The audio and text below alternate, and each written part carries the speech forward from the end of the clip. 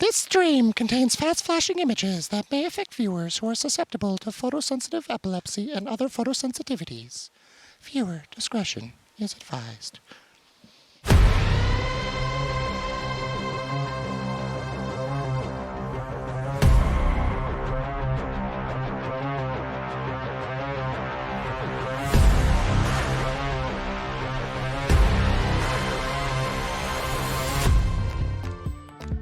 Two teams have already qualified for playoffs, and today, the final two spots are on the line. Who is going to make the top four? There's only one way to find out. Stick with us today because this is day 5 of Masters Madrid, coming at you live from the Madrid Arena. Of course, I'm Golden Boy. You got Mimi. You also got Kukuka. And Kukuka, yesterday, I heard you commentating some HyperX action. Did you like it? It was awesome. It was great to, the energy in the room was absolutely electric Didn't yesterday. answer her question. I liked it, babe. I said I liked it. He did say that he liked it. I'm gaslighting him. You're not frame listening one. to your host. Come on. No, I don't typical listen Mimi, just ignoring things. because She I was knows listening everything. to her the whole day. Yeah, I get the bias. I see it here. But it's great to have you back on the desk with us. I'm How very was that happy to be experience, here. though? It was great. I think that we were very looking forward to that moment. It's sad that HyperX lost, but hey, that's the competition, and we're happy that HyperX made it back, the win. It was still exciting. Let's actually go ahead and talk about what we ended up seeing yesterday. No, because it was actually that last map was unreal. And of course, if we take a look at what happened yesterday, starting off with that very clean, let's say, for the first map, 2-0 Loud versus FunPlus Phoenix. I think that we were surprised. We were also very looking forward to if we were going to see that Phoenix action finally came into fruition yesterday. Well, there was Fun plus Phoenix, but there was also Phoenix for Loud as well, but we knew there was going to be the Fun plus Phoenix. Yeah, Loud, honestly, pretty dominant there. Sent FPX home, but they had a much better fighting chance on the second map. We then went on to this absolute banger. Wild. It was where, a banger. In my opinion, it looked like Team HyperX was the better team for the majority of this, for those first Are you two saying that maps. just because No, I'm I'm saying that because that's true. They were playing excellent throughout this series, I think but Coach they Alex felt the same way, too. Yeah, he did, and they just let it slip a few rounds towards the end of map 2, end up on this map 3, and then in the second half, HyperX just come alive, and for the first time this year, I think actually looked like HyperX. Yeah, exactly. I was seeing, Benji Fishy just standing up, being like, sit down, and HyperX was like, sit down? You want me to sit down? I will sit down. Yeah, they did not. Oh, okay. Well, for those who can put the context together on that one. That being said, though, I do want to say emotions were running high on that stage yesterday, and it was awesome to see how passionate our players are here. Of course, here are the matches that are going to be on the docket today. You're going to have Loud versus EDG, and then you have Carmine Core taking on HyperX. So not a quick, a quick turnaround rather for those for Loud and for HyperX after yesterday. It absolutely is, but it is wild that we're sending 2 of these teams home today. I think someone could make an argument for any of these 4 squads being in that top 4. Yeah. These elimination matches are going to be so tense. Exactly, and as we are going to just have half of the teams, we could potentially have no EMEA in those playoffs or no China at all, and it would just be the battle between Americas and Pacific. Yeah, which would be like... That's so surprising to say, too, if that happens, especially for Pacific.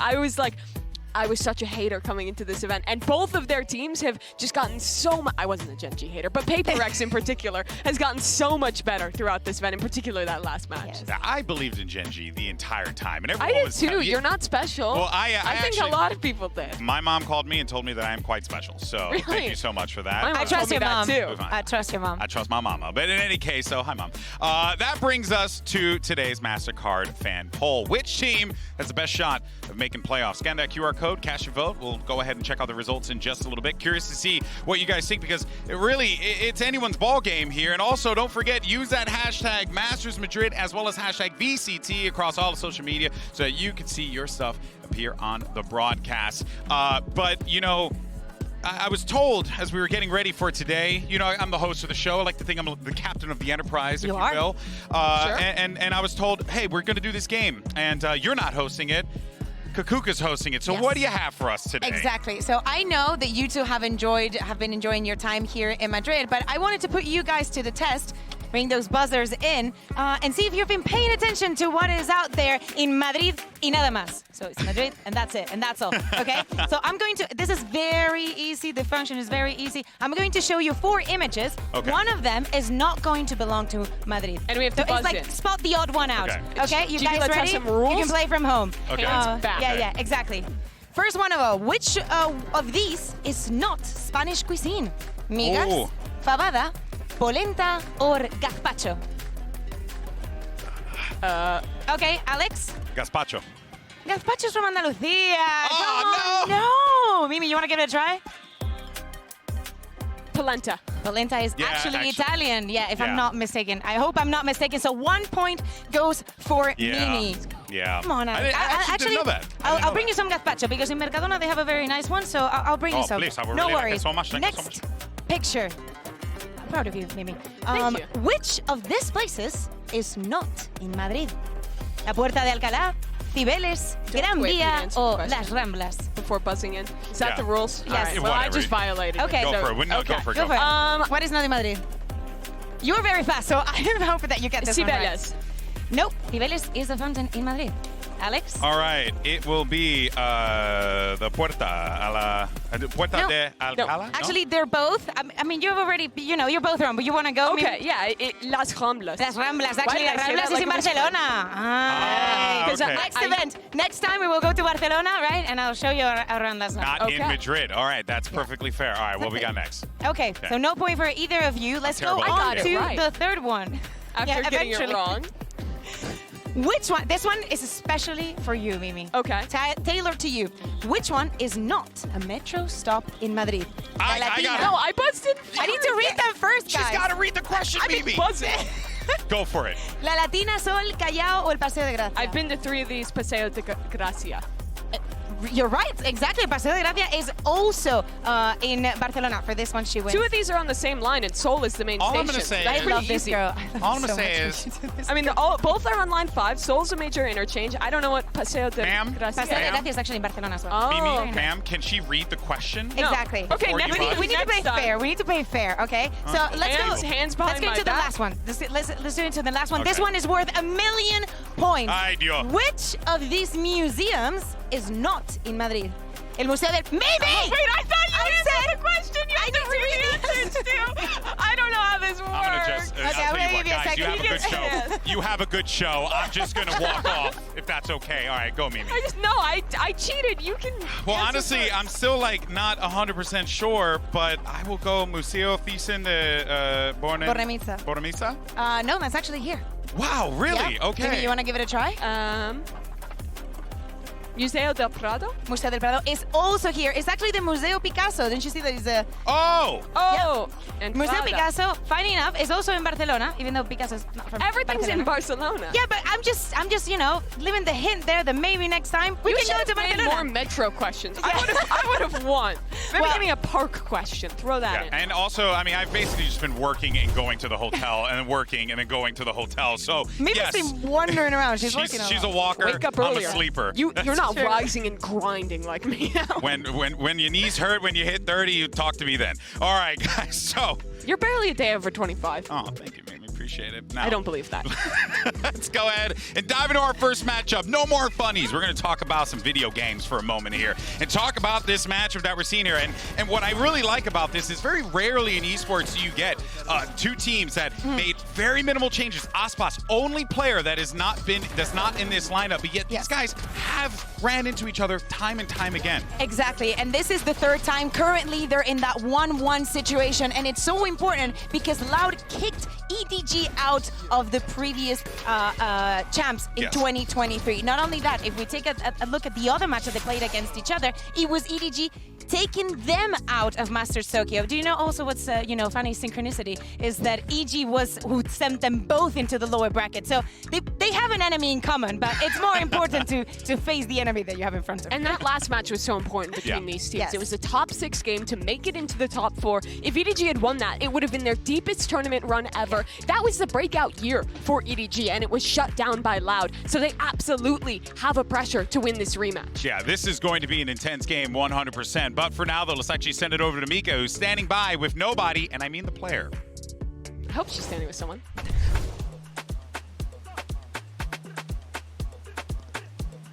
Hey Kong Kong, can we pull you aside for a quick question? The legend right here. So this is, this is your third time playing up against Loud in an international tournament. So I was just wondering if you were looking to settle the score or maybe get revenge for FPX the other day. 这也是你们第3次在世界赛场上和 Loud 碰面了，会不会说今天这场比赛期待能跟他们这样一下，算一下账，或者说来帮 FPX 来复仇呢？我觉得先不给自己太多负担吧，就感觉背负太多东西不是一件好事，所以说我们先集中手上要紧的东西，先拿下这场胜利吧，然后更专注于我们自己。对。I think it's not a really good thing to have too much pressure on our shoulder. Maybe we just want to focus on our own thing and play well in today's match, winning today's match first. All right, it's going to be an exciting one. Good luck. Apologies for that. It was Kong Kong, but still, always great to hear from the ace of this team. And it's a lot of pressure, for these guys coming into this one. I think a lot of people had EDG stocks high, especially after they dominated their region. And now they're in a position where they could just be going out before playoffs. Yeah, absolutely. For this team, I think this would be a big break if they were to get grouped at this event. Like I was mentioning before, all of their 2023 year was this upward trajectory. They were always placing better at every international tournament they went to. If they lost here, it would be a big difference. But thus far this event, we have seen this squad struggle. In particular, this last match against Gen G, they dominate map 1, and then they absolutely 11 fall rounds to total. bits in the second two. 11 rounds total between maps 2 and 3 for EDG. That is crazy. They were Same shut down. 1-11 that they had at the, that's 11 rounds that they got against them in every set. Yeah. It doesn't sound very good, right? But No. as you were saying, Mimi, 2023 was the year for this, guys. This year has not to be any different. They managed to make it out of groups time and time again, but it was never easy. It was always right before they were kicked out of the tournament that they were able to push through and make it to playoffs. Yeah, it really felt like their confidence was faltering. Players not going for the fights they normally would. And then it got to the point where players are kind of taking risks, going off on their own, and just getting picked apart by Gen G. But it was a different story, map 1 of that series. We saw this squad going out and looking excellent, playing against a Gen G that admittedly was looking pretty weak on that icebox, but players like Nobody in particular were excellent there. Yeah, exactly. I think that the difference when we have Nobody showing up, and actually showing up is massive. I feel like he feels so comfortable when he's in the sky. I think that he was one of the main reasons that they were able to close this split in the way that it was happening. We know that Kankan is explosive. We know of the aim of this guys, but actually when they make the utility fall into place at the right time, you see the EDG That that backline makes a support, dream. when that backline support has his back, Exactly, ooh boy. exactly. It's not, you don't feel like you're crazy supporting this team just because they come from China and they do these crazy things. Yeah, for EDG, they play a very slow style. They build up on their attack sides around Kong Kong, around setting him up for a pick. But that means there's a lot of feast or famine about him. And if he doesn't get that opener, lot of what? Feast or famine. Sometimes they be feasting. Sometimes they be I feminine. love learning I stuff. don't like saying be feminine like that. But yeah, when they're putting him in these positions where he's taking risks, always taking these opening kills, you really need to see the rest of the team kind of step up. And for me, when they were in those man-down situations, when Kong Kong wasn't getting them that opener, that's where their fundamentals were falling apart, where they were taking these individual risks. Because in the past, we've seen an EDG that's actually really good at still finding the advantageous fight in these late rounds and saving these moments, even when Kong Kong dies. But what was wild was that they lost despite the fact that Kong Kong was playing like this. Like, it was ridiculous how good this guy was. It's very clear that like when that support system is behind Kong Kong, right, it can make magic happen. But you really need that to be consistent because Loud will punish that. Yeah, exactly. I think that going back also to those fundamentals that Loud is going to be punishing, I think that Haodong has given us a very good tournament. Probably not the other day, but the previous one, the first that they played, it was amazing. If we take a look at the head-to-head between the two duelists, between Kankan and Quake, I think most of the questions in Loud this year were actually about this player. Is he going to perform the roles that the agents that he's playing? Is it going to be fitting the team? Well, if we get top Kankan, like we got the other day, and we get top Quake, this can be a very, very close matchup. but we haven't seen Top We're Quick. still waiting for at this Top event, Quick. Exactly. Yeah. And we didn't really see it in Americas either. The team has continually repeated this line that he's not replacing Osbach. We're not trying to make him the same team, but you still kind of have to draw that comparison to the way the team plays. Yeah. They build a lot of their comps in a way where he's playing the Phoenix, playing the Yoru. They're going for these wild double or triple flash compositions. And when he's playing on those roles, it's fine to be a lot more of a role player, to take a step back, almost be an additional initiator for the squad. But when they're playing maps like Breeze, which we saw from them get really dangerously close against FPX, we really need to see more from this guy. When you're at the pro level and you're playing a map like Breeze, your Jet really can't be double negative if you want clean wins. That was against FPX. EDG have a hell of a lot more firepower. Exactly. When you go against teams that shoot this hard, it's something that you need to rely on. And also, when we talk about Loud, even though time has, gone by, this is the team that we always address as the world champion team. Sen was there in the past. EG, well, that's another different story. It's actually quite fascinating. Always, Who else do we still think is the world champ? Every single time that they're on stage. Because I think it's just the fact that like Sadak himself holds himself to like incredibly high standard. But then on top of that too, it's just like when you look at the players and who is out here, because even HyperX doesn't get that same kind of like respect, quote unquote, where it's like it's like, oh, something crazy. It might have been HyperX. I think they get the respect because even though it's been 2 years since they won that championship, the core of Sadak and Les and them, and in particular to focus on Sadak, stays with this squad. He is a player that no matter the roster, no matter the team, no matter who's around him, he is a guy who is out there defining the meta with whatever version of Loud it may be, enabling young players to be their absolute best and being highly competitive at a global stage. And the thing is, they are still fundamentally Loud. What's more Loud than coming to a global event, looking really tragic in their first series, losing something no one expected them to, showing up to the second and looking utterly revived. This team has kept its identity through year after year, and that's all about Sadak. And hear me out, I think that last year probably we got the wrong idea because of what happened in Masters Japan. To just refresh your memory, guys, what happened is that the teams that were first seed didn't have to go through that group stage, right? They got right into playoffs. But actually, it was the teams that went through the playoffs that surprised us the most. For example, EDG. Loud, the moment that they start playing, they get, I believe it was 2-0-2-0. Yeah, it was both times. So it's like, what is going on? I don't even remember them there. Someone said that they were there. I was like, I don't remember. Is that kind of effect that maybe they did not get to warm up, they did not get to get those officials together before the big action happened. And the year they won the World Championship, it was the same thing. 0-2 at Copenhagen, going out there. That was a long time ago. But this is a Loud team who has had moments where when they're finding themselves, when they're in those early stages of development, trying to kind of put a pin on the meta, they do stumble sometimes, and that's a real opportunity for EDG. Yeah, man, innovating's a tough job, and Sadak's been doing it for a minute now. Not many other teams take the risks that Loud does. Exactly. I couldn't agree more, and I think that's one of the reasons why we hold this team to such a higher standard. But for now, though, Mika Fab standing by, this time with Cowanzine, and I hope I'm right. Hey, Cowanzine, big match coming up today, but you guys have mentioned before that playing against the Chinese region is quite scary. So do you still feel this way even up against EDG, a team that you guys are very, very familiar with? We have Arthur here to help with some translation. Yep. So, a gente quer saber o que vocês estão achando do embate que vai ser, porque já mencionaram antes sobre a China. E que a China seria um adversário complicado, complexo de se lidar, porém vocês vão pegar a EDG hoje que vocês já são mais familiares, já estão meio que em casa. Qual é a sua opinião sobre? Cara, basicamente a China é uma região muito forte e sempre um jogo difícil contra eles. Ontem, apesar de ser 2-0, foi um jogo muito difícil, foi 3-1 na Breeze. E contra a EDG vai ser mais um jogo difícil, a gente perdeu uma vez para eles em Tóquio e ganhou de 2-1 a última Champions, então vai ser um jogo muito difícil dessa vez. Overall, China is a very complex opponent. If I had to say, yesterday, despite we winning for 2-0, it was a very tight match overall. We do indeed have some, let's say, experience against EDG, 1 victory, 1 loss, but we are ready and prepared. All right, excited to see it. Good luck. Thank you.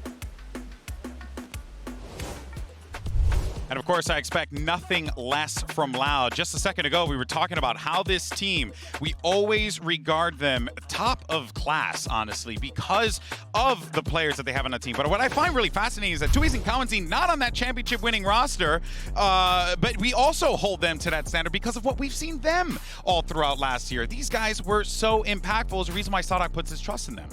Yeah, there absolutely is a reason. It's because of his ability to develop these talents to be at the same level of those teammates that were with him when he won the championship. He imbues that into players like Tuis, like Kawa, and I think what all Loud fans are hoping for is that we can see that same development from Quick. Yeah, exactly. And we see it regionally with them in Americas. We needed to see it back to translate it here onto the big stage. It would be to nobody's surprise if they were the winners today, and it would still be considered a big upset if EDG is the one that makes it to that playoffs and Loud gets grouped in this part of the tournament. Yeah, the standards are incredibly high, and obviously we've been talking about him the entire time here, but we got to give him his flowers a little bit more here. Sadak, the guy who calls the shots, the man with the plan, you know, and what's even great about him too, he's not just an IGL. This guy could frag with the best of them too. So it does feel like Sadak, he's going to be a big difference maker, as always in this match, Mimi. Yeah, his game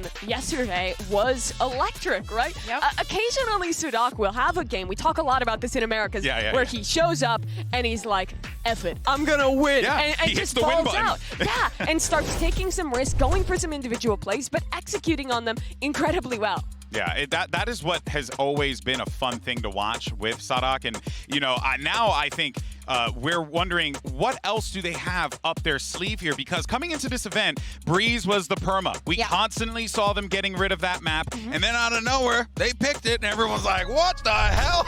It was so confused. And they have not lost Breeze. At the beginning, we thought that this was just a bait for the other teams to just buy into it, or maybe just leave it as a big question mark, because other teams wouldn't even consider it, thinking that this is what was going to happen. But seeing Tuis also playing on the Viper on this map, having those two showings, let's say also that they were against pretty unorthodox compositions, I still think that this needs a bigger test to actually resemble that they are very prepared. But now it's Lotus, the map that they don't want to see. And if you think about it, across all the other regions, we've seen so much Lotus, so much Sunset. It's such a popular map that in preparation for this tournament, if there's a map that you don't feel very comfortable with, it's very, like, we can understand why Loud decides to just remove it from the map. But what makes this even more interesting, though, is that, yes, Loud make those decisions, but it feels like this is a Loud that's starting to find that form again. Do you feel like that they are in a front-runner position here, Mimi, to, like, be, well, you know, like, the team that could do the thing that we always expect them to do?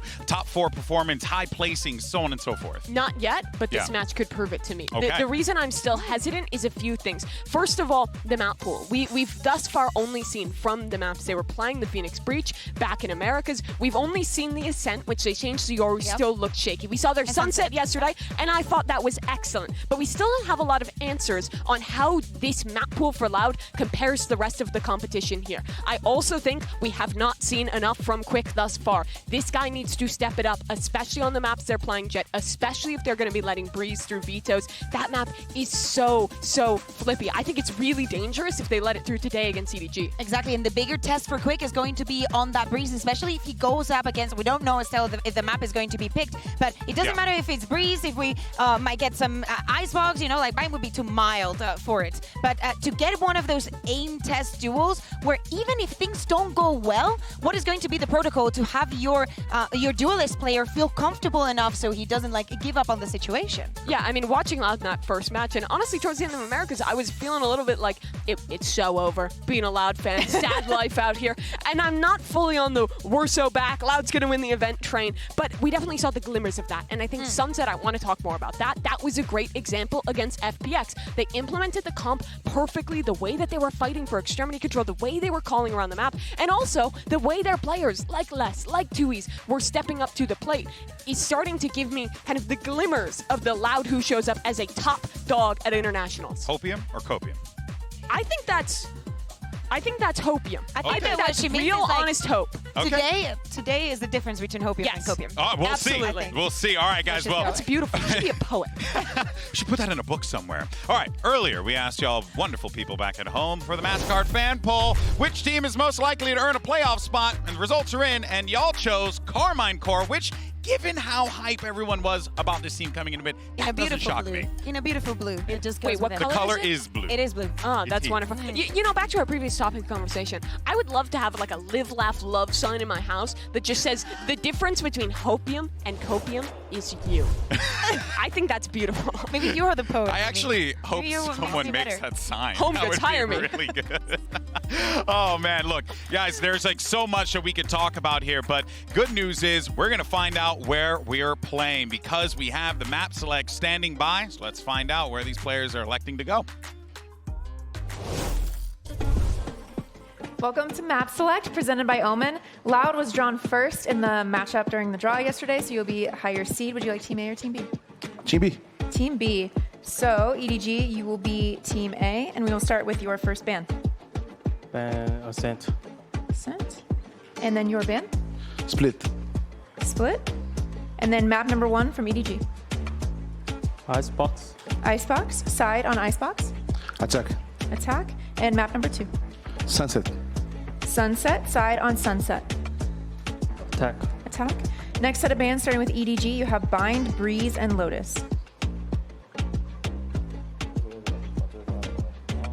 Ban Lotus. Ban Lotus. Your ban, you have Bind and Breeze.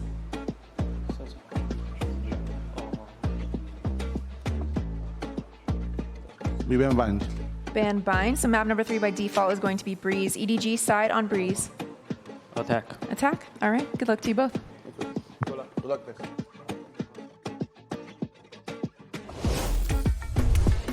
Something that really stuck out to me there was Lotus going a little further down the line than I was expecting, Kukuka. Yeah, exactly. EDG has been also banning this map, so I was surprised. It was a little bit of a push and pull of Yeah. who's going to ban it first. Classic game of chicken. Are we both going to be living it open? What is going to be happening here? And we see it is EDG actually that decides to ban it. So Loud is very, very convinced they do not want to face EDG on this split. I think this is legitimately a very good map pool for EDG. They're starting on Icebox, where Loud tends to be good on that map with the Harbor Viper, but they play one of those KO Sova flash comps that can fight into those walls really well. If they get a win there, they take Loud to Breeze.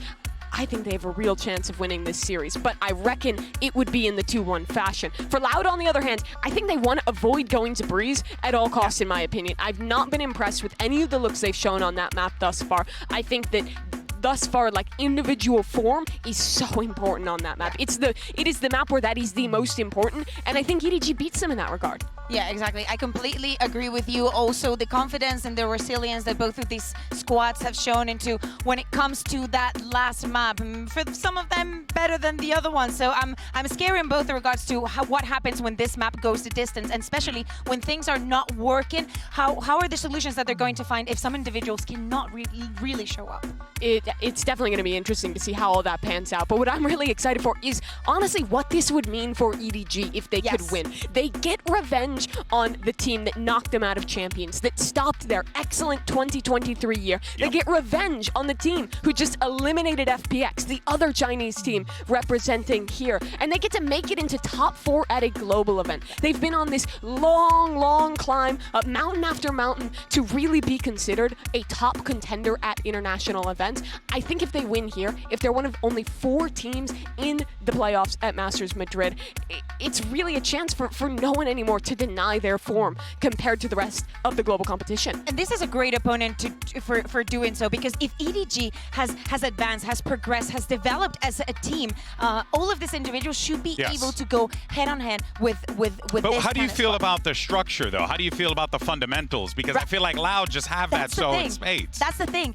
This is a great test, and let's say one of the final tests for this squad, because Loud has played against most of the teams out there. They've been around for so long. They have so much experience. They've played against every single playstyle. They know how to read onto all of these different situations and outcomes. So if they're able to even put on a good show, it shows that EDG, even if they're not, you know, top 4, even if they were to lose, we need to see if they're on the right track. Yeah, this is really going to be decided by Icebox in this series for me. For Loud, they play the Harbor Viper. Their fundamentals are so exceptional on this map. Their retake protocols are on point. This is a map where Les absolutely thrives on the Viper. And for EDG, we've seen some success. It's been a mixed bag in the past. They're playing the more default comp that, honestly, this Harbor Viper comp tends to do pretty well against. I think this is going to be make or break early in this series. Real quick, I don't know if you guys see our poll down at the bottom of the screen there, but when we started this poll, it was all Loud. And as you guys were talking, selling people on EDG, I was seeing the numbers start to go up a little bit. I don't know. It feels like you guys are making some believers out there. We should sell some bundles, Mimi. I think, yeah. I feel like this is pretty spot on. In my mind, I think this is a 60-40 in favor of Loud. I think Loud are favored because their fundamentals have looked better in their last matches. I think they have a stronger read on the meta. EDG still playing basic old stuff from last year for the most part. But for EDG, there's always the upset potential. The individual form has been electric. Kung has been great. And it's just a team that no matter what form they've shown before, they always step up to their opponent. Yeah, exactly. Is the old guard versus a newer guard that we saw in 2023 looking to make a change also in 2024. Yeah, this is going to be an excellent day. Who's going to make it out into the top 4? Let's find out. Is it Loud versus EDG? We got Carmine Core versus HyperX. Day 5 of Masters Madrid starts right now.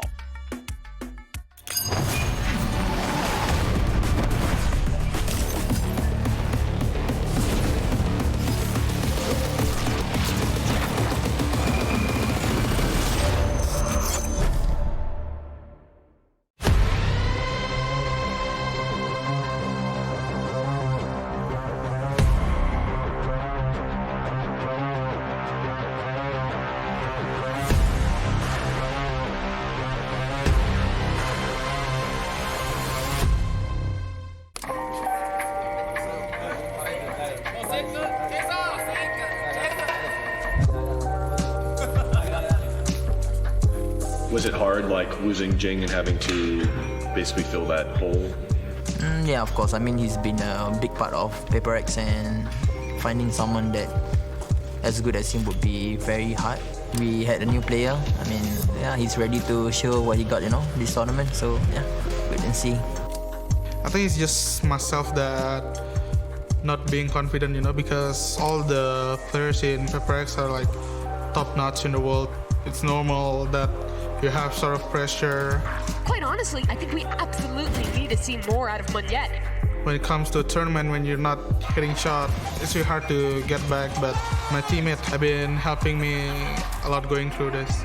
For us, it's just we're all like very inexperienced, so like all this is new to us, and we all just want to like do everything that we can every single day to prepare ourselves for the situation. Carmine Corp, their playstyle is the same like us actually. It's gonna be like aggression team against aggression team. I'm really excited for the block that.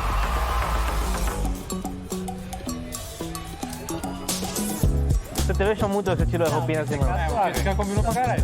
Esse calçaria suave.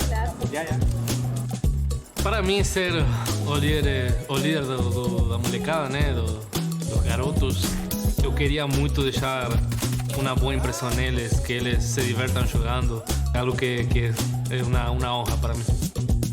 就这些新面孔的出现嘛，对于我来说也就还好，就因为我也可能打了2年世界赛了，然后我自己也是一个20岁的选手，所以说我觉得我也是小孩，他们也是小孩。A gente chegou até aqui, temos que jogar com confiança, confiar um no outro, confiar no mesmo, que vai dar tudo certo, dar o nosso máximo e sempre com sorriso no rosto.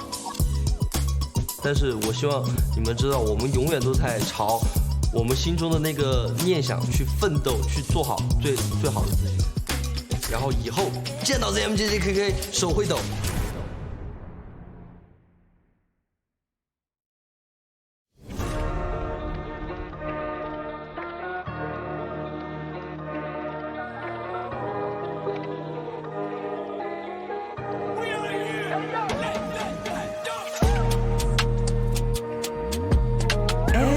No confiaron, pero míralo. Llego con los míos y la grada explota. Le di la razón a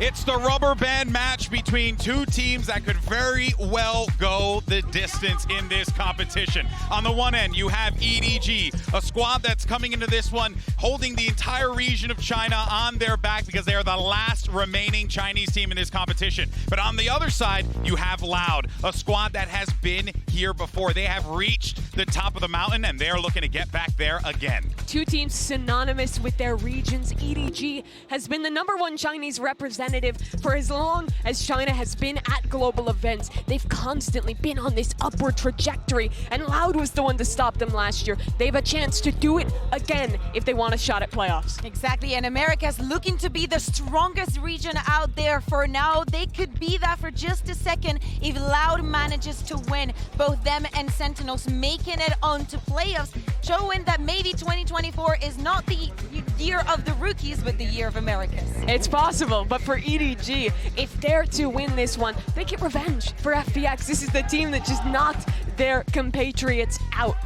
Yeah, and there is certainly going to be a lot of tension on that stage because, as we saw yesterday, right, in the HyperX game, the HyperX Heretics game, you know, when you're in these elimination matches, you're in these high-pressure moments, right? You got to wear it all out there on the stage, and Kukuka, I think both of these teams, they're going to do just that. Both teams have, like, very famous gifs of them, like, mocking one another, so I think it's safe to say that we're going to get some more moments like that. Hear me out. We all remember Kankan standing up and just showing that operator. And we all remember Sadak just going, what are you doing? Yeah, what is that? What is that? Is that a toy? I don't say it's not hurting me.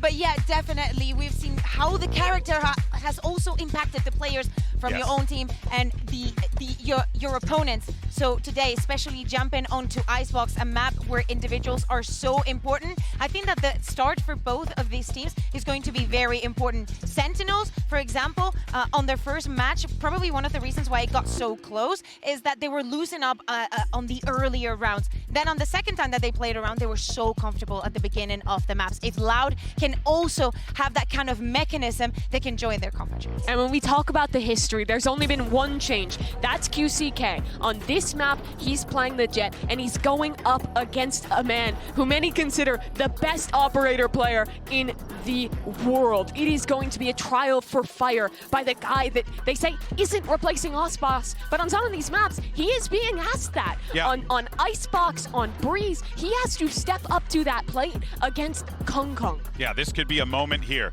for QCK, and we'll have to see if this is going to come to fruition. Of course, for Kong Kong, he could very well shut it all down here, but it's time now for our first pistol round of the day. So let's go ahead, send it over to your casters. You got Mitch and Tom.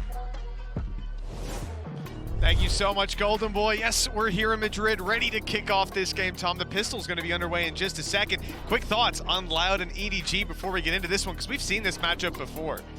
Yeah, and it is 50-50. One team won the first, one team won the second. They have both gone back and forth. We've even seen it across the stage. Sadak versus Kankan, the sort of faces they've pulled, even mocking each other at times. So I think this one might just get fiery. And honestly, I'm so excited to get into this matchup. Well, the pistol round is kicking off with EDG on the defensive side here on Icebox, and Loud already making their way up towards Nobody. It looks like there could be a fight on his hands, but Nobody, he spotted them down below. The info's there for EDG, and the opening pick is too, but a trade back as Loud look to quicken the pace towards this site. Nobody's tucked into the corner, has an opportunity to catch him on the way, but again, just fades back. Nice shot by QCK. The advantage now for Loud, but the players have fully rotated in. And EDG will attempt this retake moments from now when this wall falls or when they step right on through it to spam the game for now. And a wide swing from QCK opens up all the space. Loud have got their pistol in the bag. Yeah, a solid start from them and kind of what you expect to see on this attack side. I think EDG are going to be waiting to get onto theirs. That was where they had the real success. Of course, this is one of those matchups where I almost feel like teams were playing a bit of chicken when it came down to the veto. Obviously, the initial ban coming through from EDG of Ascent was very surprising, considering Loud have looked shaky, their identity looking a little bit lost, but a map that they smashed them on at Champs, so maybe just having some flashbacks. Then you've also had the removal of Split, and both teams sort of floating Lotus, their permaban, until we end up on the maps we're on. I feel like we've ended, I want to say somewhat in the favor of Loud. I feel like their map pool just that little bit deeper, but when EDG go into their opponent's map, throughout this tournament thus far, they have been very, very good. Well, this round doesn't have a lot to speak for, but the flank up by Chichu, the sneaky play on mid. He had been spotted earlier, obviously, as we saw Sadek take a bit of an engagement with him. So Loud aren't allowing any free space to be taken by that defensive side. The problem here is if they do feel boxed in by Chichu and any potential B pushes, they'd be running into an A stack. We can see EDG have fully stacked up that site. But as you can see, Loud are not looking to commit blindly. They've spread back out and found some space. Yeah, I actually think that that's really important that they go back and get that fight, because it does put the doubt in the minds of their opponents a little bit. EDG were able to stack up on A because they had the information that they had control for anybody rotating back. Even still, though, with 40 seconds left, it does look like they're going to be pushing into the EDG stack, which is probably one of the only ways they could really take any damage in this round. You know, this is perfect. You've taken down Chichu. At this point, you assume there's someone towards B. They'll hear the Viper wall go up. You don't have control of mid, so the rotates will go towards that side. But there was nobody there from EDG. Everybody still patiently waiting on A, and now's their chance to get some value. 1 kill is all they'll get. A big stop by Loud. Even though they run into the stack, they find all the value. The second round, cleanly in their pocket. Yeah, nice work from them. Just taking their time. Obviously, on the other side of things, EDG didn't really have anything, so I don't think they're going to feel too hard done by the fact that they don't really get too many kills. Now they're looking to invest back in with the rifles on every single player. Now, I do think it's going to be fairly important for EDG to get off to a good start in this series, because we've already seen that a couple of times in their match versus Gen G. They did very well in the early, and then they seem to teeter out a little bit, slow down, and Loud are a team that will punish you if they're able to get off the mark. And this is one of the players we're definitely going to be keeping an eye on. As it was said on the desk, he may not directly be coming in as an Aspas replacement, but when you're coming up against a player like Khan, you need that star power. Already, though, Smoggy off to a flying start. Cow and Zine is dropped, Sova gone. And it's definitely going to make things a little bit more difficult now that you don't have your initiator. Yeah, one of the things they've been struggling with is QCK getting into sites, and without having a Sova to reveal them up, it's going to be a bit tougher. Now no flank protection either as Sadek falls. This is how these rounds typically go when you slow down the pace. You're not going to win most of the fights you're taking, and in this case, none of them so far. The final attempt will be to group up to make some value out of this lower buy round for Loud. They want to drop a couple of weapons out of EDG's hands, but just look how patient and passive this defensive side is being. They're willing to give up the site control and play the retakes together. Yeah, they've already got them pretty much boxed in once again. The same push has come through from Chichu. Nice work from QCK, though.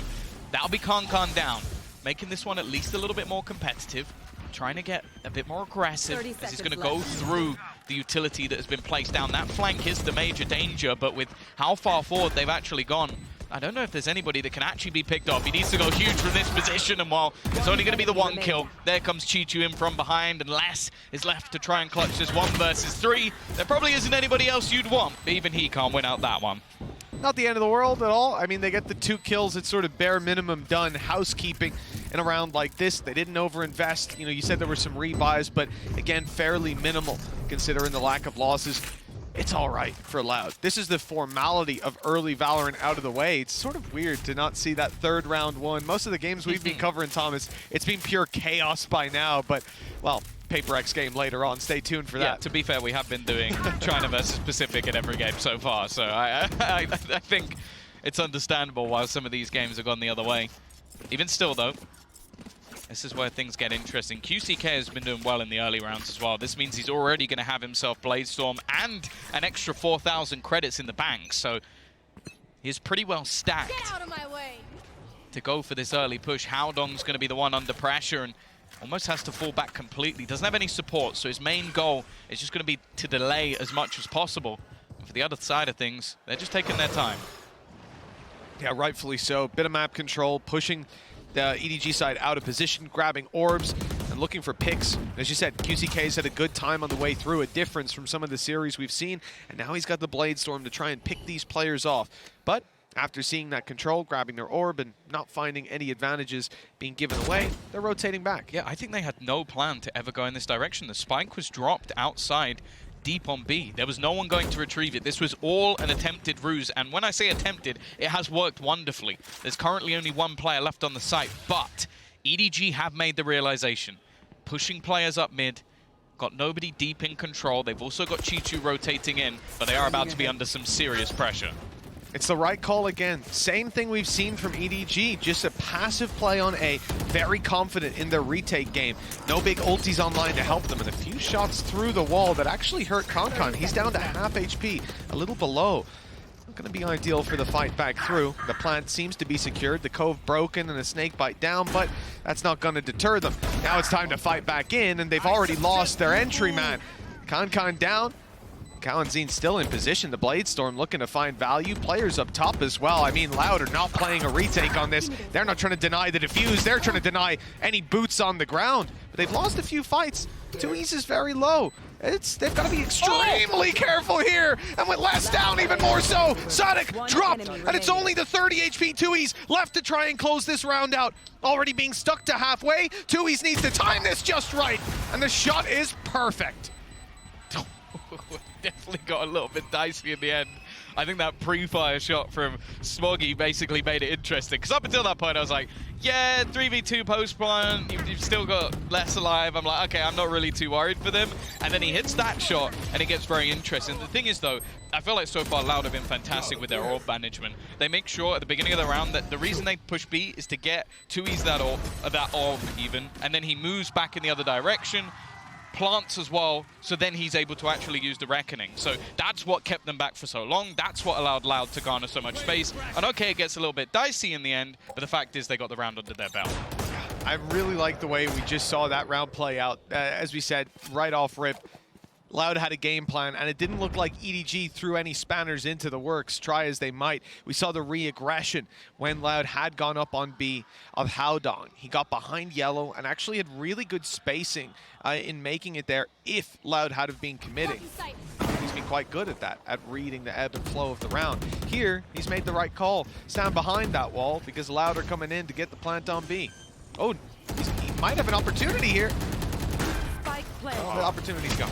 Yeah, he was hoping that he could make the player vulnerable and then right-click them as they moved away. I don't mind the idea, ultimately only having a classic, but now it's looking like a formality.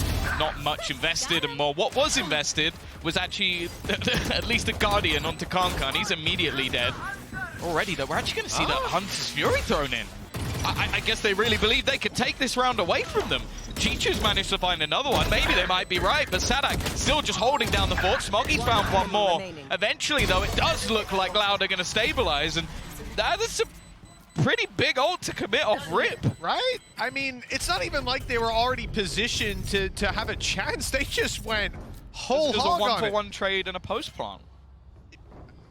And they had pistols on the way back through, and post-plant. Yeah, it's just a bit strange. Timeout from EDG. And, okay, looking at where their ults are, it's not like they're going to have a huge problem in the ult economy. They've got a couple big ones coming online soon. One thing that's drawing my eye, though, is the fact that Sadek has a lockdown now, and they're not going to have too much to deal with it. They're going to have to rely on other well-placed utility. Yeah, at least a lot of ults other than that are coming online. That could be the reasoning from EDG, is make this one a bit more costly, have a chance to win the round, and then we've got one ult online and 3 very close. So it could just be an argument of, okay, we don't actually just want to have them all at the same time and then just spam one round. But yeah, definitely an audacious attempt. Again, though, Loud already 4-1 in the lead. As said, I feel like expectations are there for both teams to have their strengths over on that attacking side. I think that's where we've seen, especially EDG, really when they did manage to beat out Gen G, they were really good on their attack. And it's where Kankan really came alive. That's my major worry, though, is so far in this tournament, going by ACS, going by ADR, going by the most stats that involve kills, Kankan's at the top. Right now, he has 1, which is not a great sign if EDG are going to be winning this, because there have been serious vulnerabilities. Even games that they've lost, he's still been in the 20+ kills bracket. So I'm a little bit worried for them at this point in time that if he doesn't come online, which I'll be honest, I think he will, but if he doesn't, this is going to be a blitz of a game. I mean, we saw a good attack side from EDG on this map up against Gen G, but we're going to need to see them build those foundations here on the defense. So far, it's been pretty lights out from Loud. And the movement towards B, quick. They're making a lot of noise on the way through, but again, it has the same vibe as before. Just look at the dots on the minimap falling back. They've dragged a huge rotation from EDG. There's now 3 players on the B side, 1 close by around mid, and only 1 man standing alone is nobody on the A side, up on pipes. And if he doesn't move quickly, he won't have a way to fall back. He's going to have to commit to this angle in the next couple seconds unless we see him retreat. And, well, he's now stuck. He's going to have to hold his ground and take this battle with the lockdown in play. I wonder what the idea here is. Maybe a flash from afar to allow him to swing around the corner. Maybe he'll just go for it. Just the one to be found. That's it. There's a pocket of space. Kankan has managed to survive at the back, but now there's a rotation in the other direction once more. Still a player lurking around this position. Howdong waiting patiently, but he has to be careful that he's not caught out. 30 seconds there are a lot left. of players pushing from a lot of different angles. He might just, no, he's missed the timing just by a millimeter. That's enough, and actually, Chichu's now gone down. Again, this round is starting to get really dangerous. There are so many angles he has to be careful of, and Les is going to win that first. Howdong caught in no man's land, and for 4v3, it might be down to just one. Tui's waiting patiently. Loud have managed to recover from a position that looked really dangerous to making this round look comfortable.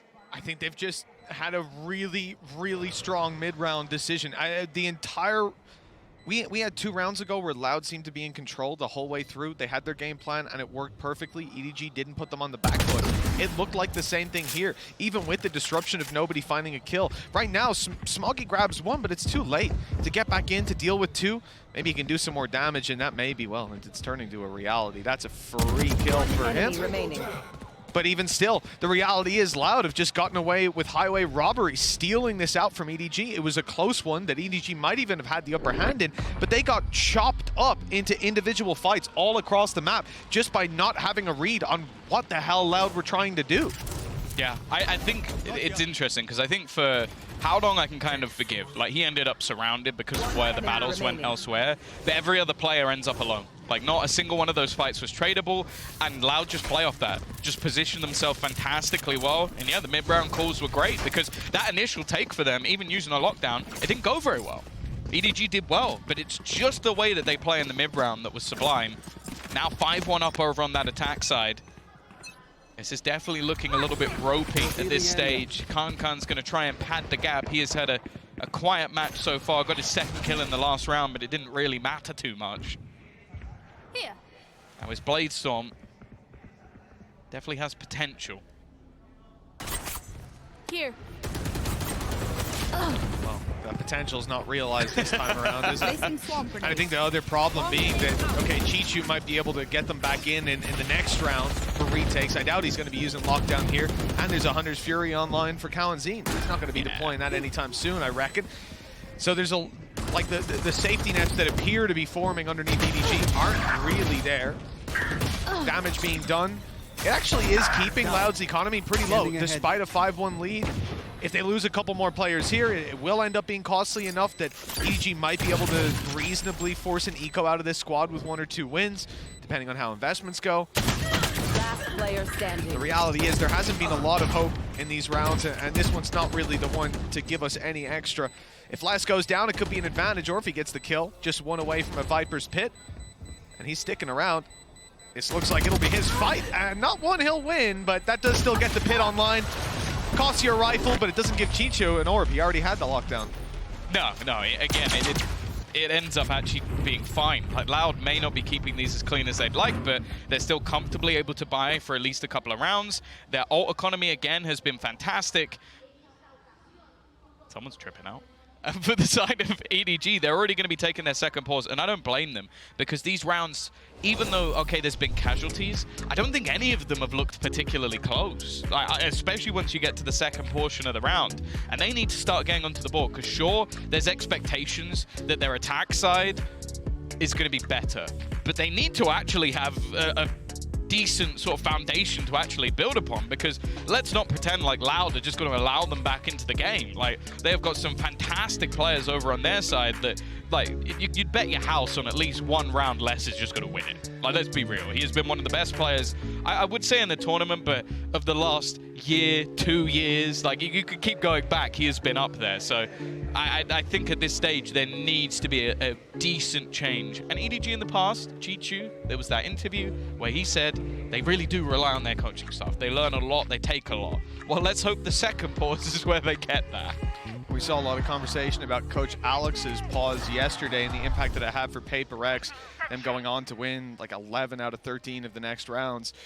Maybe that can be the case for EDG here. They don't even need it to be that strong of a statement, just this attack side to at least have some legs. Remember, even the best teams in the world will refer to those pistols as coin flips, and you don't want to be going into that with one round in your bank. Big problem for them. It's not like EDG have no ultimates, but Loud can one-up them. They've got the exact same plus a Reckoning. That could help to root out the Viper's Pit. And of course, the lockdown on Chichu, as we said, not really going to be that threatening when Kawanzin's still up. Yeah, he's probably just holding the Hunter's Fury for that exact reason, so... Already? Oh, no, never mind. No, he wants to kill. He's gunning for blood, and he's going to get it as well. Might even get a tag onto Smoggy, not far away. Nobody's been having a bleak time over on this A side. Smoggy does well, but he has to give it up.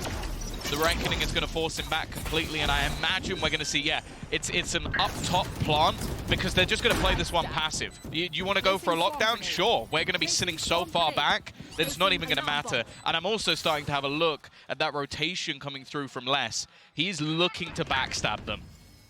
He's going to be caught. That's the only downside, but maybe they'll think he's around middle, not up here. No, they're checking it, and he's won the fight with 2 snake bites in a post plant. You'd imagine he'd be setting up for that right now, but instead they're committing more resources with Tui's moving through mid. This is a counter to what EDG just put through. A lockdown used, but their back is now wide open. And as they push forward, Les is doing exactly the same. Snake bite up top just to secure no defuse, but there's no one near the defuse, no one near the spike. In fact, as Tui's is about to realize, swinging into heavy traffic, and you know, it's not nice to have 4 kills in a round and have to go and save, but that's the reality for EDG. 7 now on the board for Loud. Yeah, this one's going to come up as a Red Bull clutch, but there was nothing even particularly clutch about that. That round was over about 20 seconds ago. Like, Loud came in, again, every single round we're witnessing, they have a game plan. They know what their opponents have. Okay, they've got a lockdown. Let's put ourselves in a post plant that doesn't allow that to work. Let's have Les come around on the flank and basically just put this round to bed with the amount of doubts that their opponents are going to have. Like, right now, this is looking like a masterclass from Sadak and Loud, and EDG haven't yet turned up to the party. I think that's spot on, Tom. It's been a really rough one to watch if you're an EDG fan. For Loud, well, we talk a lot about the curse of Masters for this team, and it looks like it might be on its way to being broken. 7-1.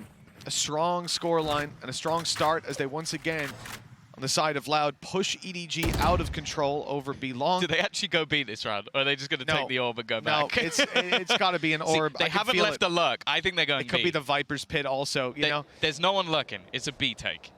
You actually are spot on with that one. Previously, they've always had that extra player behind. This time, it's commitment. But EDG are committing. They haven't played like this up behind yellow. It hasn't been spotted, but the reveal now gives away the game. That's a disaster for Loud. Or for EDG, pardon. It's a miracle for Loud. Yeah, free as can be. QCK took some damage, and yeah, honestly, that's it's a disaster. Over. EDG are going to win the round. Easy peasy. Oh, man, they can't get anything to fall in place for them. Even there, it was a Cloudburst that wouldn't fall in the right spot. Oh, there we go. The 3 players at this stage might actually just go for this. But again, Loud's post plants have been sublime. It hasn't even been particularly close. That knife was nice. It's basically caught everybody. They know where they are, but there's nothing they can do. And Kawazine, he is not looking to be kind. Already spotting out Chichu, an awkward fight. And he is still surviving. Timmy the Turret trying to help out at least a little bit. Looking to reposition, take the fight, and he's going to get rid of Smoggy as well. Just removing the weapons that they're trying to save. Finally, they'll deal with him. But again, the round is over. It's been over for another 25 seconds. They're just looking to fight to hold their guns. That's the game at the moment for EDG. They are fighting a different battle every single round. Like we saw the previous one, it was on A. They pushed up forward to try and deal with the post plant. Ended up being flanked themselves. Round was over. This time, it's the whole squad is here to deal with this one Sova lurking in 2. The funny thing is, I feel like there, Kankan tries to fall back, get pinged by the dart. I don't know if that's intentional, but it seemed like it could have been, because he then gives away, okay, maybe there isn't someone else there. QCK just runs around the corner and headshots him anyway. Like, it made no difference what the plan was. Get out of my way. He just domes both. And QCK has been having a much better performance. The setup's been there. Let's not beat around the bush. Well, Chi-Chu's at least going to get one, and no trade. Actually, the high tide kind of helping them out here. Another one for Haodong, but Sadak has found two in response. Yeah, Tui's hasn't had the best round with his util there, chopping up the map to stop them from being able to keep control of mid, but EDG took it by the reins. Chi-Chu on the flank. Spike planted. Good position, but Sadak is still up, and he's on his way back, so that util is going to be online. Has to be broken, now they know. Now they're ready for the fight, and a little closer than expected. It's Kalanzin looking to take Chi-Chu down yet again. And on this angle, he's not losing it. Clean shot to the head. Viper's Pit went up and online, and that is stopping any chance of them defusing. Surely they've got it. Oh, that's actually a nice recon up top. It hasn't caught him, but it's given away that he's there. Maybe the spams can find value. Kankan's got to wait a moment as nobody steps forward. He's dodging the spam, but Kalanzin steps in on an unexpected play. Even the Pit dropped in the end for Les to find that kill. Tom, this is looking like a mismatch on Icebox. Yeah. EDG's map pick, and they've yet to get off one round. This is a masterclass. Genuinely a masterclass from Loud. It seems like their decision-making has been perfect pretty much all the way through the game. Again, this started off with a decent individual play coming out from Chi-Chu, but then Sadak pops up, they get into the afterplant, and the second that spike has gone down, my belief in EDG winning the round has gone down to about 5%, because it just hasn't even been remotely close. 9-1. We've already seen this happen once when they played Breeze versus Gen G. EDG didn't show up to the party in this map, and it's not looking good. Kankan has been diffed. That's not something I think has been said in his entire career. Oh, he's been hot this tournament as well. One of the big reasons I was coming in here believing in EDG, but I can't even point to one player not showing up. One piece of the puzzle, the whole puzzle's missing. All I've got is the front cover to think about what could have been. And hopefully we'll eventually find those missing pieces. EDG are searching frantically. It's a Hunter's Fury pulled out of the bag. Not finding its mark just yet. Some damage, but Sadak and Les quickly trade that back. Very few defenders left standing. In fact, now just one. Smoggy's on all fours. Haodong tries to get back towards him, and he can't land a single shot. It's Sadak to utterly demolish this squad. I mean, he's been doing it so far with his calling. This time he takes it into his own hands. 10-1. I didn't enjoy that. Oh, this is hard to watch. Yeah, they used the Hunter's Fury there, and they didn't. They used, actually, to tell a lie, they used the no command and the Hunter's Fury, and they didn't even get a kill in the round. I think we've just got to start thinking about map 2. This is not even remotely close to what we were expecting coming into today, and we've already seen in the past the back and forth between Kankan and Sadak. The sniper and the sniper's mocker. And wow, 2-11. Normally, I'm not one to highlight the kill feed. It's not particularly relevant in most games, but when Kankan goes, as said, the #1 when it comes to ACS, ADR, kills per round, he has been up there in every single stat this tournament. Right now, he is non-existent. Haodong doesn't even have any shields here. That's how bleak this is at the moment, and they just can't catch a break! Not even connecting their shots at this point. No one can even hit a bullet. I think they're mentally boomed. I don't even know if they'll get a kill this round. No, it's nothing. It's a flawless round 10.5. Can we just call it there and go map 2? Switching sides. I think I might have just got EDG's coach comms there. Was that you or them? I wouldn't blame him. That's a tough one. But you rarely see a master class like this. And you got to say, those first 5 or 6 rounds, it was all Sadak. This guy pushing and pulling the map perfectly for his squad, with his squad. EDG didn't know what to do. In fact, we caught up with Sadak earlier on. So let's hear a little bit from him. Meu nome é Matias, também conhecido como Sage Hack, e sou o capitão da Loud. Em preparação para esse jogo, eu acho que foi muito mais a gente ter confiança que podíamos virar essa situação na que a gente está. Então, o segundo mapa foi difícil, mas eu estava com muita confiança, sabíamos que a gente podia. Eu sabia que podíamos trazer isso de volta, então pedi para que eles confiassem em mim que ia dar tudo certo. No secrets about this on the way back through. Sadak just stomping onto site.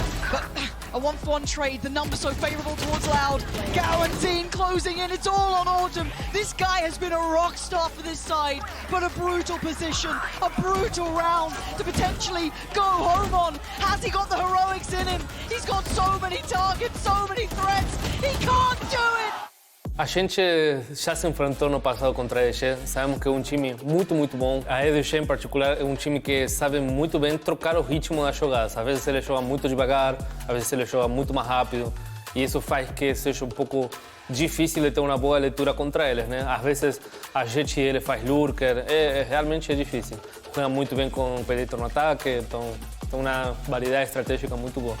Para os fãs, amamos vocês, muito obrigado pelo apoio, vocês são incríveis, espero que vocês assistam nós, continuem apoiando nós. Se fica muito cedo para vocês, peço perdão, é o que temos para hoje. E é isso, um beijo gigante e muito apoio para nós. Well, Tom, Kankan said in the video earlier on that he wanted to strike fear in the hearts of his opponents when they saw his name. Well, they're going to have to look way down the scoreboard to see his name on this map. That is a rare thing. And on the attack side, Tom, Kick him while he's down. There's basically no hope. There's essentially no hope. An 11-1 comeback, Mini couldn't even make this happen. Tom, give him a ring. See what he says. Phone a friend? Yes. Or 50-50? Let's see how good Mini's Chinese is. I reckon he's a man of many talents. To be honest, I wouldn't even be surprised. No. But here we go, 11-1. It has not been a good start. Still, potential of a turnaround in the next map, and at least maybe some life in this pistol round. They are going to be able to get off to a strong start. Less looking to find one back, so clean with it. They've got to be careful not to let this one slip away. Already looking like it could happen. Chichu eventually will be able to find one. Kawazin, he's very close. And I almost feel like Chichu's tempting fate. They have got themselves in a massively advantageous position, though. An open plant that normally you could only dream of. Multiple positions. Actually, I think the cross maybe missed here. The headshot wasn't even needed, but he has managed to find that first kill.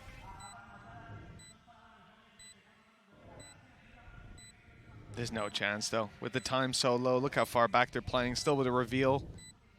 You'd have to force one of the fights. Smoggy's already tucked in. At this stage, miracle work needed. 45 HP as well. Nobody cleans it up. And there it is, Tom. They've doubled their rounds. It's a consolation prize for the time being. Oh, don't hold your breath. Yeah, I want to actually see if they can just even build into it on an individual level. Well, Kankan needs a warm-up. Yeah, exactly. This is basically his aim labs before his aim labs. Like, that's what I want to see. Just taking the time to sort of get themselves into a good position, because they've come in cold and they've been shut down by Loud, who have looked fantastic throughout this map. So I think even just a few rounds, getting themselves feeling more comfortable back on that stage, it could be a pretty big deal for the side of EDG. And in this round, as you can see, there's no real safety net. They're just going straight in with those rifles. Chichu won't be the one to invest, a full gamble. But already with the drone giving away where this push is going to be coming in, the full force of Loud will be coming in on the rotation. A few upgraded pistols, but for Sadak, the only goal, slow them down and see if they can do a bit of damage. What a round it would be to take off them, but yeah, you're right. The goal here is just to drop rifles, run that cost. Boy, giving Kankan that little boost of energy. He's playing with the Outlaw, waiting for this wall to fall. They'll have some targets. Loud, very patient, but EDG are starting to make a read on this. There's a lot of players around here, some utility in play, and the Spike is on its way back towards A, leading the charge by himself. It's a little concerning. If there was still a lurker around A, nobody would have... I mean, he's 68 HP as well. He'd have a serious fight in his hands, but it looks like he might get away with it scot-free. Although, actually, the timing is kind of poor here as he goes through the wall. Kawanzin's waiting. Now the spike's down. There's a rifle there, but it can't be retrieved. Chichu's lurking around mid to catch those rotates, but he's going to be spotted in a second. In fact, spotted now. Now he's stuck, and there's players swinging from all directions. Loud all of a sudden are in a 5v3. 12 seconds left as the spike is planted. At least they can breathe a sigh of relief. The clock is now on their side, and the players pushing back in haven't got big weapons. Even the kill they got on mid was just a Sheriff, so nothing big retrieved. Cowanzine already fallen. Okay, EDG are starting to get their hands on the reins again. It's back under control. It's not looking too scary, although a couple players are low. The time is ticking. Oh no, it's only one! Con, this is his chance. His aim labs, right? He just needs to hit a few shots, and it's Sadek again! Oh, 12 rounds for Loud, and EDG probably wishing they could have just jumped to the next map. This is more demoralizing. That was a Mastercard thrifty. Was it, Tom? Yeah, Did they not buy? No, they didn't force buy that? I think it was 2 ghosts and then classics, and Yeah, I think they picked up the Sheriff. Even the Sheriff that he got 2 more kills with was picked up. He didn't even buy the Sheriff, Mitch. He didn't even buy that Sheriff.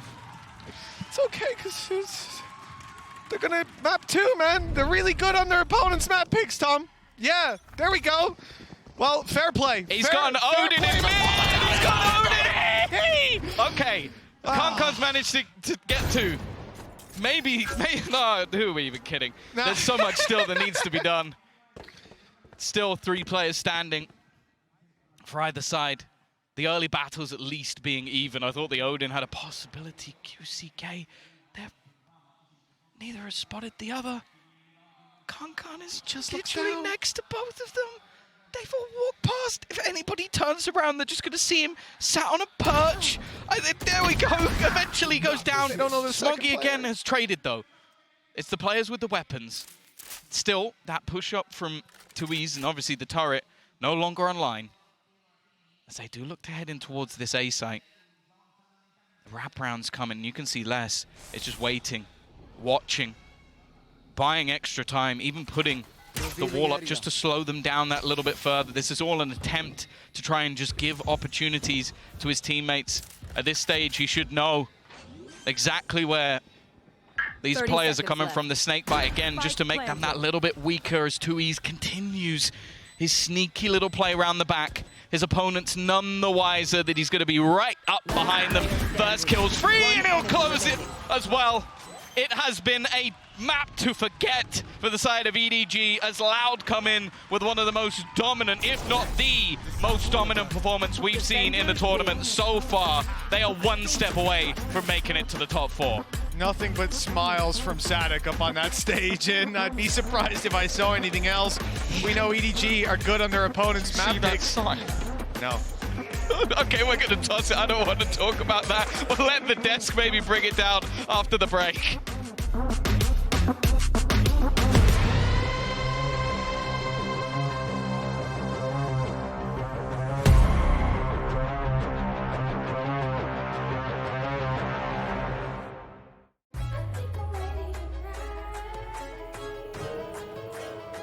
Hey guys, it's Jimmy Lin. In this series, I'm going to walk you through Attack on Pearl. Watch out for the stairs, clear this angle. You're going to be able to fight this.